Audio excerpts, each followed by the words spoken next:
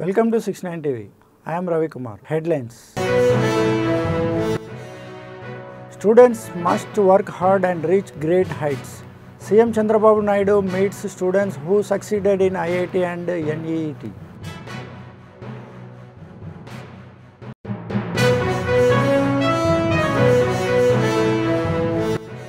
Festival like atmosphere in Andhra Pradesh with the distribution of smart ration cards. Distribution to be completed before September 15th, says Minister Nadendra Manohar.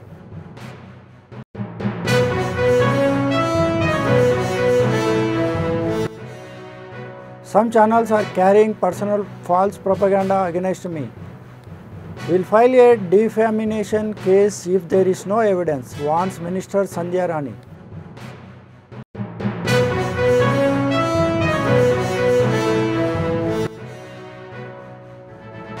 Officials dance in Rampachodavaram turns controversial. Locals angry over the conduct of government officers.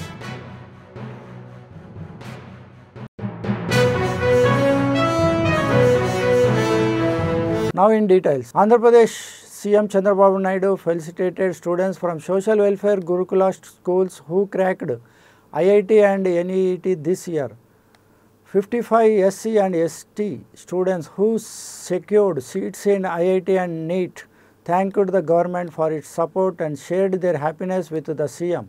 Speaking on the occasion, Chandrababu Naidu advised the students to continue working hard and excel in higher studies. He wished them a bright future and urged them to bring pride to the state and the nation.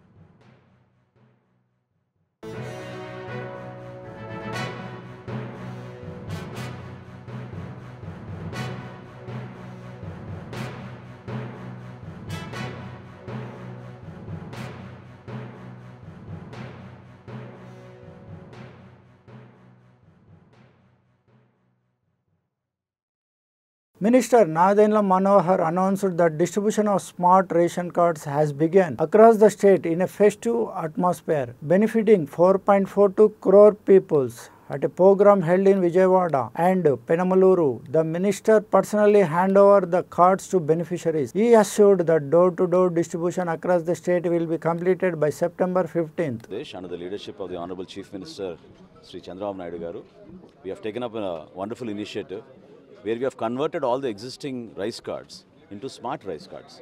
So these cards have security features including a QR code. The family member details are very clearly legible, and approximately 1.46 crore households in Andhra Pradesh will be given free of charge these ration cards. So this is a wonderful initiative. We hope to reach out to more number of people, at the same time increase transparency and accountability. As I had mentioned earlier, Andhra Pradesh is the only state in India which has achieved 96.4% eKYC status. So we have verified, we will re-verify, and also whenever we deliver these goods to their households, our data will be on a real-time basis. So across the state, any family member in these cards can also change their data, and that will be adjusted automatically through the integrated data approach. I also take this opportunity to thank the GSWS employees and our Civil Supplies Department officials who have collaborated to take up such a massive exercise across the state of Andhra Pradesh. Because 1.46 crore households, which translates to 4.42 crore individual beneficiaries, is a huge exercise. And we are challenging it to complete the exercise within 15 days. Thank you.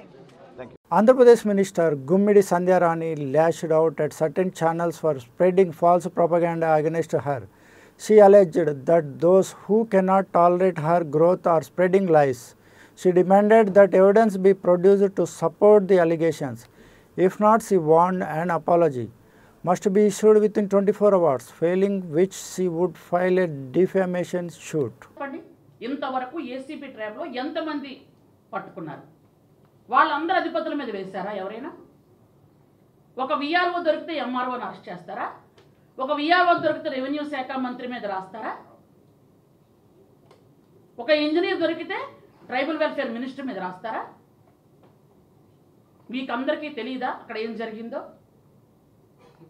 మంత్రిగా నేను ఉండగా 1 సంవత్సర కాలంలో నా శాఖలో ఎప్పుడైనా ఎక్కడైనా ఒక తప్పు అంశమైనా ఎవరైనా బయట తీయగలిగారా? చూడగలిగారా కనీసం?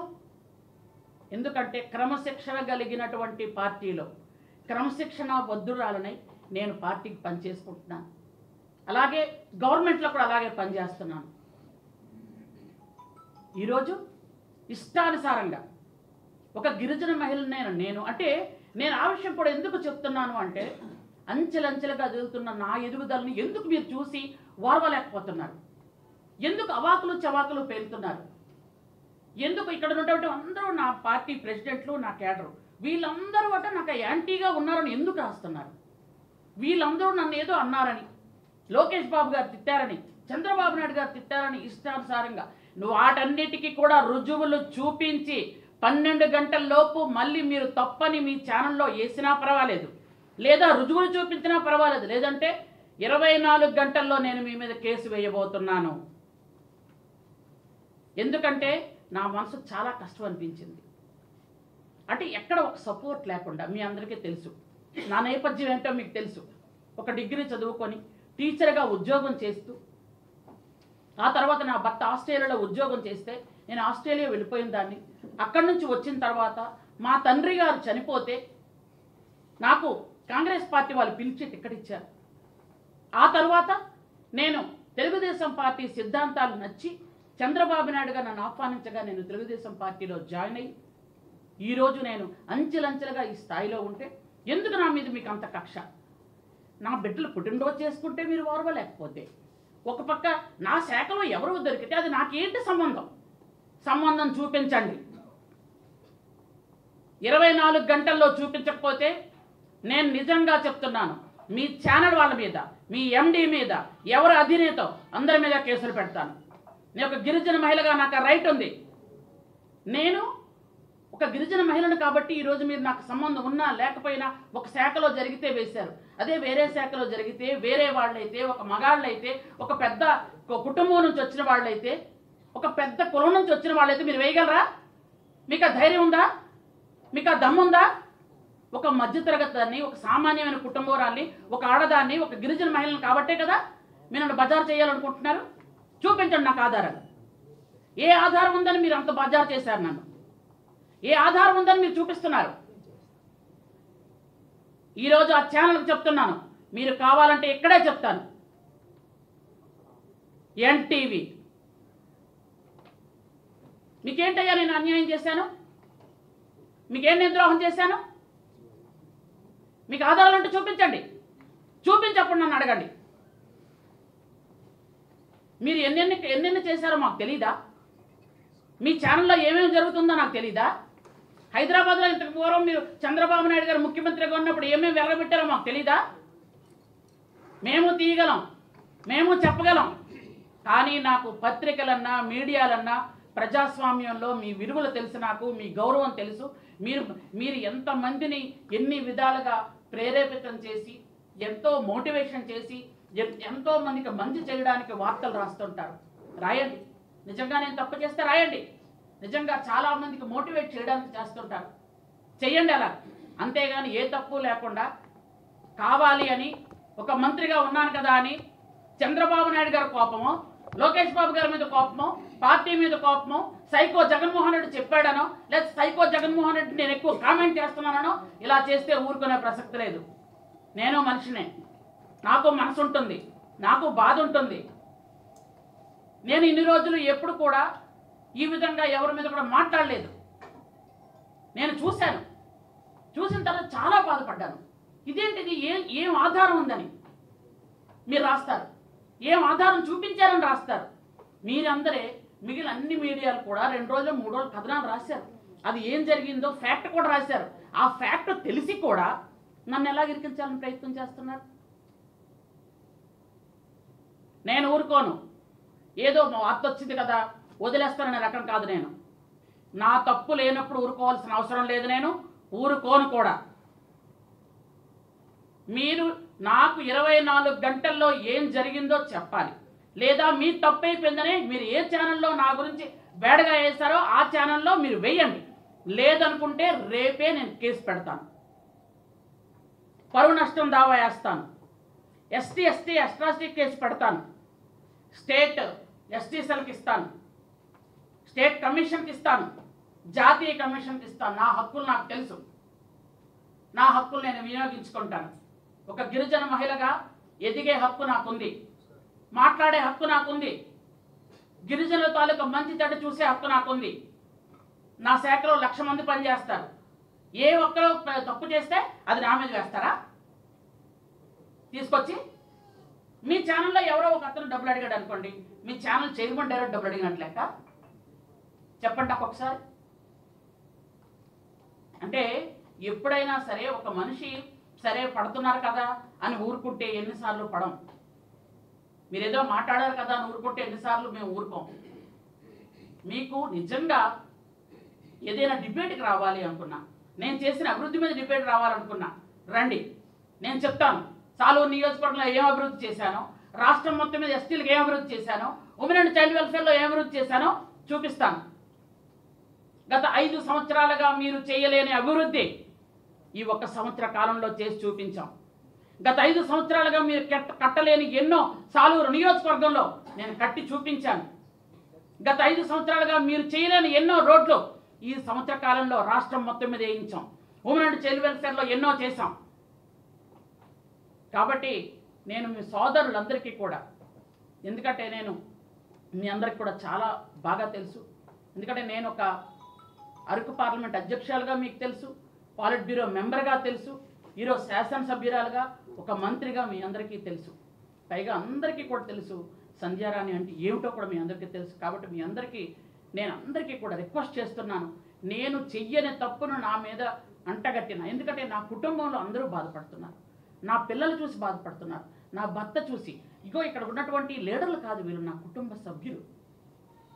ఈరోజు నేను చెప్పాను, నేను ఛానల్కి ఇంటర్వ్యూ ఇవ్వడానికి వెళ్తాను, మీరంతా వద్దు, అది ఎన్టీవీ కదా, మళ్ళీ మీ మీద రాస్తారంటే రాస్తే రాయని అక్క మేము వస్తామని కూర్చున్నారు. ఇది నా కుటుంబం, అంతేగాని భయపడి పారిపోవలసిన కాదు. నా కార్యకర్తలు నా తాలూకు కుటుంబం ఇది.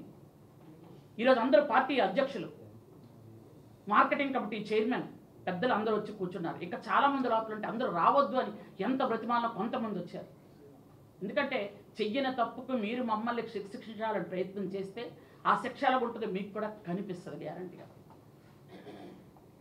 మీకు ఒక గిరిజన మహిళని ఇరకాటంలో పెట్టాలి, గిరిజన మహిళ కాబట్టి ఏం చేసినా చెల్లుతుంది, ఆవిడ వెనక బలం లేదు, డబ్బు లేదు, కులం లేదు, మేమేం చేసినా పర్వాలేదు అనుకుంటే ఊరుకునే పరిస్థితుల్లో నేను లేను. ఎంతవరకైనా వెళ్ళి పోరాడతాను. నేను చెయ్యని తప్పును నా మీద కావాలని మీరు ఒక్కసారి దయచేసి సోదరులందరూ మీరు అది చూసారో లేదు, ఎందుకంటే పనికిమాలిన ఛానల్ని చూడకపోయి ఉండొచ్చు కొంతమంది, కానీ చూడండి దయచేసి. ఎంత దారుణంగా మాట్లాడారో, ఎంత నన్ను పర్సనల్గా టార్గెట్ చేశారో, ఎంత అసలు నిరాధారంగా ఎన్ని అభాండాలు నా మీద అంటగట్టారో మీరు ఒకసారి చూస్తే మీ అందరికీ వెంటనే నాకు ఫోన్ చేసి ఏంటి ఇంత దారుణం జరిగిందా అమ్మ అని అడుగుతారు ఖచ్చితంగా. ఇక్కడ ఎందుకంటే మహిళలు కూడా ఉన్నారు, మీరు ఛానల్లో పనిచేస్తున్నారు. అంటే ఎక్కడ అవమానమేనా మహిళలకి? ఎక్కడ అవమానమేనా? అంటే ఒక స్థాయిలో ఉండి 4 సార్లు ఓడిపోయిన సాలూరు నియోజకవర్గాన్ని ఫస్ట్ టైం గెలిపించాను చంద్రబాబు నాయుడు గారి ఆశీస్సులతో. అది ఎంత దారుణంగా నన్ను ఎంత ట్రోల్ చేయాలని ట్రై చేసినా నా కార్యకర్తలు నాకు అంత దన్నట్టుగా ఉంటే ఈరోజు సంవత్సర కాలంలో మేము చేస్తున్న అభివృద్ధిని చూడలేక ఏదో ఒక విధంగా టార్గెట్ చేయాలని, ఒక్కొక్క లీడర్ని ఒక్కొక్క విధంగా టార్గెట్ చేయాలని ప్రయత్నం చేస్తున్నారు. అంటే మీరు టార్గెట్ చేస్తే భయపడిపోయి వెనక్కి వెళ్ళిపోయి వణికిపోతాం అనుకుంటున్నారా? అదే విధంగా ధీటుగా సమాధానం చెప్పగలను, అదే విధంగా పరువు నష్ట దావా వేయగలను, చేసి చూపిస్తాను. మీ తప్పు మీరు దిద్దుకోవడానికి అవకాశం 24 గంటలే ఇస్తున్నాను. మీ సోదరులందరూ, మిగిలిన సోదరులందరికీ కూడా నేను దయచేసి వినయపూర్వకంగా మీ అందరికీ వేడుకుంటున్నాను. ఇక్కడ ఎవరు తప్పో ఎవరు తప్పో మీరు చూడండి, చూసి తెలియజేయండి. Thank you. నాకు సహకరించండి. Thank you very much.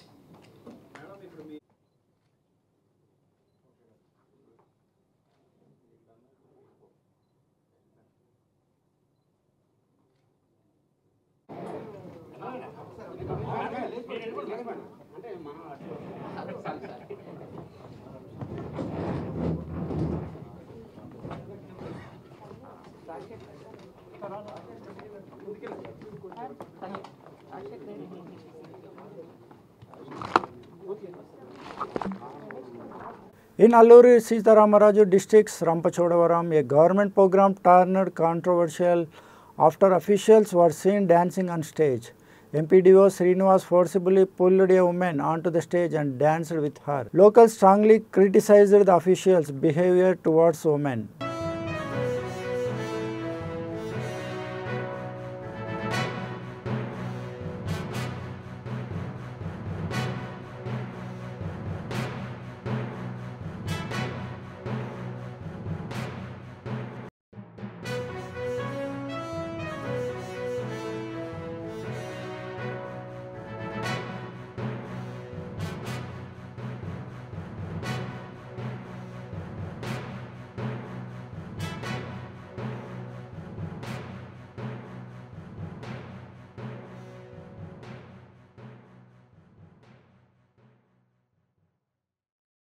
In Visakhapatnam district, the QR code based smart ration card distribution program was launched at MVP Colony Fair Price Shop by District Collector Harindra Prasad along with Vishaka East MLA Velgapudi Ramakrishna Babu.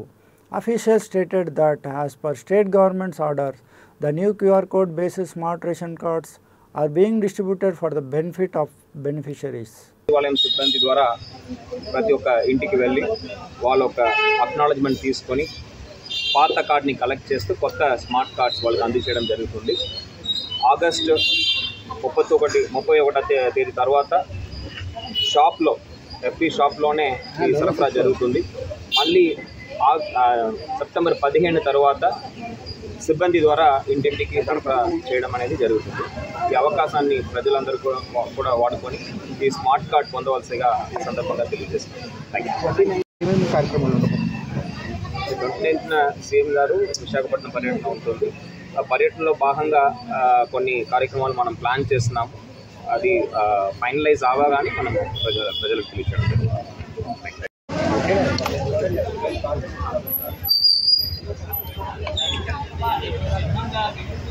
ప్రధాని శ్రీ నరేంద్ర మోడీ గారు తీసుకున్న ఒక అపూర్వమైన నిర్ణయం వికసిత్ సంకల్ప భారత్ 2047 కల్లా భారతదేశాన్ని అగ్రగమ దేశంగా నిలిపించాలని ఒక ఆలోచన చేసినప్పుడు దాని సహకారంగా మన ప్రియతమ ముఖ్యమంత్రి గారు శ్రీ నారా చంద్రబాబు నాయుడు గారు ఒక కొత్త అధ్యాయం సృష్టించారు.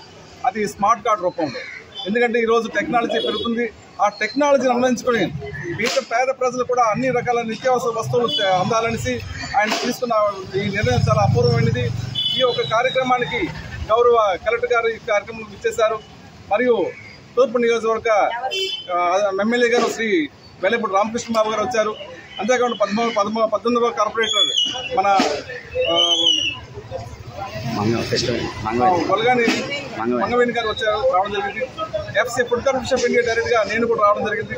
అయితే ఈ కార్యక్రమంలో ప్రజలంతా హర్షాతిరేకాలు చేస్తున్నారు. ఎందుకంటే మాకు ఇంతవరకు ఈ స్మార్ట్ కార్డు విషయం మాకు తెలియదు, దీంట్లో ఉన్న క్యూఆర్ కోడ్ విషయం మాకు తెలియదు. ఇలాంటి కార్డు వల్ల మాకు ఈ రోజు నుంచి ఈ నిత్యావసర వస్తువులు చాలా సులభంగా ఉంటాయి అని ఆలోచన చేస్తున్నారు. వాళ్ళంతా వాళ్ళు చేసిన ఆనందానికి కారణంగా ఈరోజు రాష్ట్ర ప్రభుత్వం మరింత కృషితో నిత్యావసర వస్తువులు పాత కార్డులో ఎటువంటి క్యూఆర్ కోడ్ స్కానర్ లేదండి. నెక్స్ట్ ఇది రేషన్ డిపో కరెక్ట్ తెలియదు, ఆ కన్ఫ్యూజన్ ఉంటారు. కానీ ఈ యొక్క క్యూఆర్ కోడ్ స్థానంలో ఏంటంటే మీ యొక్క నిత్యావసర వస్తువులు కుటుంబ సభ్యుల యొక్క సంఖ్య తెలిసిపోతుంది. నెక్స్ట్ నిత్యావసర వస్తువులు విషయాలు తెలుస్తాయి, తీసుకున్న నిత్యావసర వస్తువుల విషయాలు. అంతేకాకుండా రేటింగ్ కూడా ఉంటుంది. దీంట్లో రేటింగ్ మీకున్న సమస్యలు ఆ ఒక్క పర్టికులర్ రేషన్ డిపోలో మీకు సమస్యలు ఏమి ఉన్నాయా, ఆ డిపో నుంచి ఏమైనా అభ్యర్థులు కలుగుతున్నాయని కూడా ఆ రేటింగ్ ద్వారా ప్రభుత్వం తెలుస్తుంది. కాబట్టి ఈ యొక్క కొత్త కార్డు వల్ల స్మార్ట్ విధానం వల్ల చాలా మంచి ఉపయోగం అయితే ప్రజలకు చాలా లబ్ధి జరుగుతుంది. వార్డు అలాగే మహిళా అధ్యక్షురాలుగా నా పోస్ట్ అనమాట. ఇంకోటి ఏంటంటే మన గౌరవనీయులైన మన రాష్ట్ర ముఖ్యమంత్రి నారా చంద్రబాబు నాయుడు గారు ఇలాంటి పథకాలు ప్రతి ఒక్కటి రేషన్ కార్డు లబ్ధిదారులు ఎవరైతే ఉన్నారో వాళ్ళందరికీ కూడా గౌరవంగా అందాలి. అలాగే ప్రతి కుటుంబం నా కుటుంబం అని ఆశించి ఇటువంటి ఒక మంచి ఉపాధి పథకాలు పెట్టడం ఆయన జరిగింది. అయితే ఈ రేషన్ కార్డు గురించి ఇప్పుడు మా ఫ్రెండ్కి ఒక ఆయన మీరు అడిగారు. కానీ రేషన్ కార్డు అంటే ఫస్ట్ గత ప్రభుత్వంలో ఇచ్చిన రేషన్ కార్డు అది కరెక్ట్ కాలేదు. పిల్లలు సించేయటం, ఎక్కడ పడితే అక్కడ పడిపోవటం ఇలాంటివి ఉండేవి. ఇది నామినీ చేసి కరెక్ట్గా అందజేశారు మాకు మన రాష్ట్ర ముఖ్యమంత్రి గారు. అలాగే యలగూడు రామకృష్ణ బాబు గారు ఇక్కడ మన 18వ వార్డు ఏదైతే ఉందో అతను సొంత బిడ్డలాగా చూసుకొని ప్రతి నేనున్నాను మీకు ఏ ఒక్క భరోసా ఇవ్వాలన్నా, ఏ విధంగా మిమ్మల్ని చూడాలన్నా, ఏ విధంగా ఈ ప్రజలకు ఆకట్టవాలన్నా ఆయన ప్రతి ఒక్కదానికి కూడా అతను ముందుకొచ్చి మాకు ఏ రోజు ఏ ఇబ్బంది, ఏ మహిళ కూడా ఇబ్బంది పడలేదు, పడబోరు కూడా. ఆయన ఉన్నంత వరకు మాకు దాంట్లో ఏ ఒక్క ఇబ్బంది లేదు. ప్రజలు చాలా లబ్ధి పొందుతున్నారు. అలాగే రోడ్లు అవనివ్వండి, ప్రజలు అవనివ్వండి, రేషన్ అవనివ్వండి, అది పప్పు నిత్యావసరాల వస్తువులు అవనివ్వండి. అలాగే మా కూటమి నాయకులు ఎవరైతే ఉన్నారో ఎంపీలు, ఎమ్మెల్యేలు, మినిస్టర్లు వీళ్ళందరూ కూడా చాలా చక్కగా ఈ ప్రభుత్వాన్ని చేయడానికి చాలా నబిది పూరుస్తున్నారు. అలాగే నిన్న ఫ్రీ బస్సు వేశారు. దాంట్లో కూడా మహిళలకు చాలా ఆనందం అనిపించింది. అలాగే ఇది తల్లికి వందనం, ఎంతమంది బిడ్డలు ఇంట్లో ఉన్నారో అంతమందికి కూడా ఈ 4 ఉన్నవ్వండి, 5 ఉన్నవ్వండి, ప్రతి ఒక్కరు కూడా మన చంద్రబాబు నాయుడు గారు అవి తల్లికి వందనం ఇవ్వడం జరిగింది. అలాగే ఉండడానికి ఎవరికైనా ఇబ్బందులు అనిపిస్తే వాళ్ళకు కూడా అతను సాయం సహారాలు అందిస్తున్నారు. ఇంకోటి ఏంటంటే నిలవడానికి నీడు చాలామంది ఇబ్బందులు పడి వెనకబడి బలగాని వర్గాలు వాళ్ళు ఇబ్బంది పడుతున్నారు. అలాంటి వాళ్ళకు కూడా సాయం చేస్తున్నారు ఆయన. ఎస్టీ, ఎస్సీ, బీసీ, ఓసీ ఎవరినైనా సరే ఇతను ఎప్పుడు కూడా ఎవరిని ఇబ్బంది పెట్టలేదు. అందరూ నా వాళ్ళే, వాళ్ళు పార్టీని చూడలేదు, ప్రజలు చూస్తున్నారు, గుండెల్లో పెట్టుకుంటున్నారు. అలాగే పిల్లలు స్కూళ్ళు కానీ, వాళ్ళ ఎడ్యుకేషన్ కానీ, వాళ్ళ చదువును కానీ ఏ విషయంలోనైనా సరే మన యలగూడు రామకృష్ణ బాబు గారు దేనికి కూడా వెనకాడకుండా నేనున్నానని ఆయన భరోసా ఇచ్చి ప్రజలు గడుపుతున్నారు. అలాగే మేము ఇప్పుడు ఇక్కడ ఉన్నాము, ఎక్కడో సీఎం ఉన్నారు, అక్కడ మేము వెళ్ళలేం కదా, మాలాంటి పేదవాళ్ళమి. ప్రతి ఒక్కరికి కూడా ఆయన కష్టపడి ఈ ప్రజలకి రోడ్లు కానీ, అది కమిటీ హాళ్ళు కానీ, అలాగే బ్రిడ్జిలు కట్టడం కానీ, కాలువలు కానీ, ఏదైనా రోడ్డు బాగుందంటే గత ప్రభుత్వం పావలా పనిచేసి రూపాయి డబ్బా కొట్టాడు జగన్మోహన్ రెడ్డి. ఏం చేశాడు? 10 మంది ఉంటే 5 మందికి ఇవ్వడం కష్టం. నేను 18,000 ఇచ్చానని ఓ డబ్బా కొట్టాడు. ఆ డబ్బా పనిచేసిందా? ఎంతవరకు ఇచ్చాడు? నాకు చూపించమనండి, వాటిలో నేను కష్టపడి పనిచేస్తున్నాను. అలాగా అది డబ్బా పావలా ఇస్తాడు, రూపాయి అంటాడు. ఎక్కడైనా సరే ఒక 2 అమ్మాయిలు ఉంటే 2కి ఇస్తాను అన్నాడు, ఒకరికే ఇచ్చాడు. ఒకేసారి 7,000 రూపాయలు పెన్షన్ ఇచ్చింది నారా చంద్రబాబు నాయుడు గారు.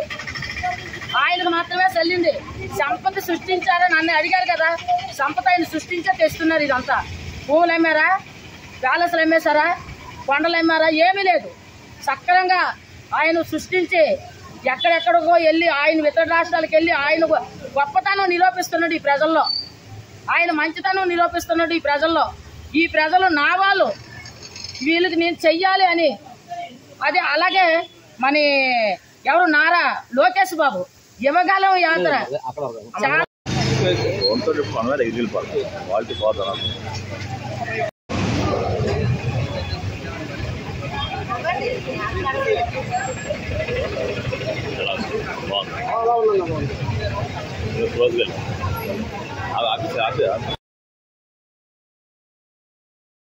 A man was electrocuted while dismantling a canopy set up for a ceremony in Saraswati Nagar, Secunderabad, Tirumalagiri. Vijay died on the spot due to electric shock, while Lucky and Vishnu sustained injuries. The mishap occurred when an iron rod of the tent accidentally touched live electric wires.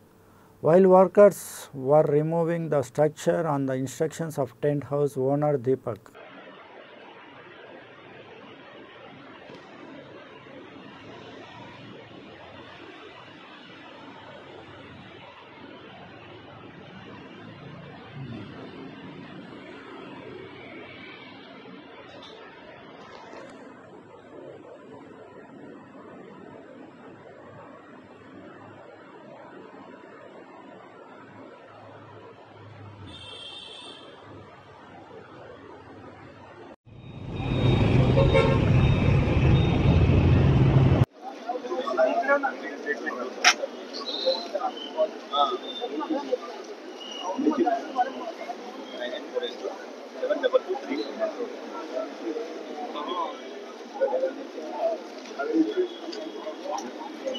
In Mahbubabad district, Polavaram, Thanda of Kottaguda Mandal, a man named Bontu Chakra died after being bitten by a cobra. While working in a cotton field, he was bitten and first treated at Kottaguda PHC before being shifted to Narsampet area hospital, where he succumbed.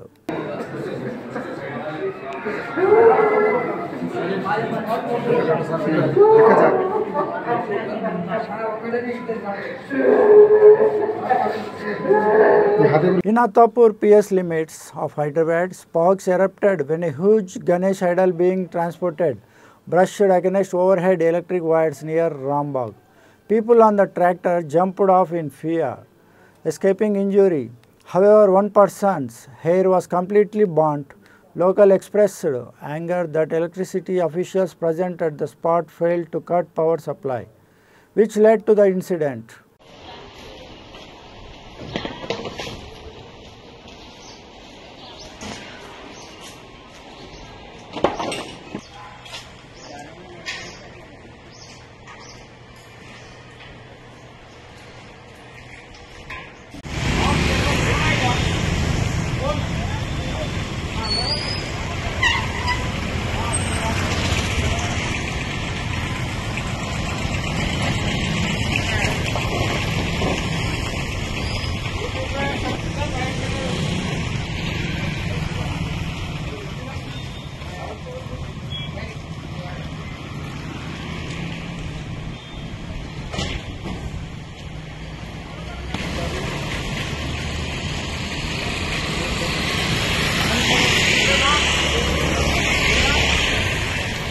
In Medchal districts, Ramantapur, a huge Ganesh idol tilted to one side while being transported on a tractor during Ganesh Chaturthi celebrations. Devotees were shocked, but since no one was nearby at that moment, there was no injuries. The idol was soon lifted with a crane and taken safely.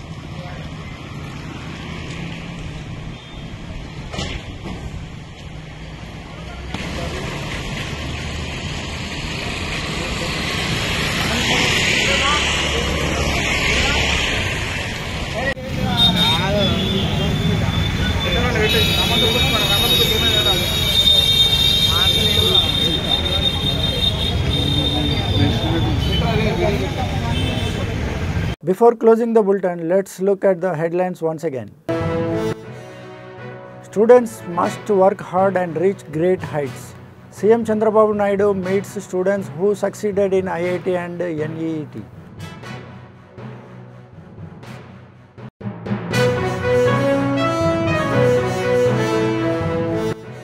Festival like atmosphere in Andhra Pradesh with distribution of smart ration cards. Distribution to be completed before September 15th, says Minister Nadendra Manohar.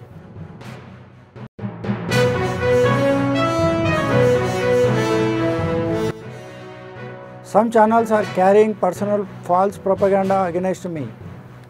We'll file a defamation case if there is no evidence, warns Minister Sandhya Rani.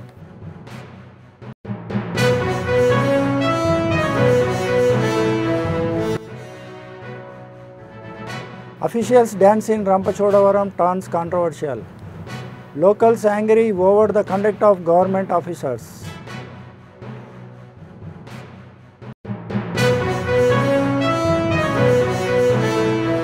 Stay tuned for more updates only on 69 TV News. Signing off, B. Ravikumar.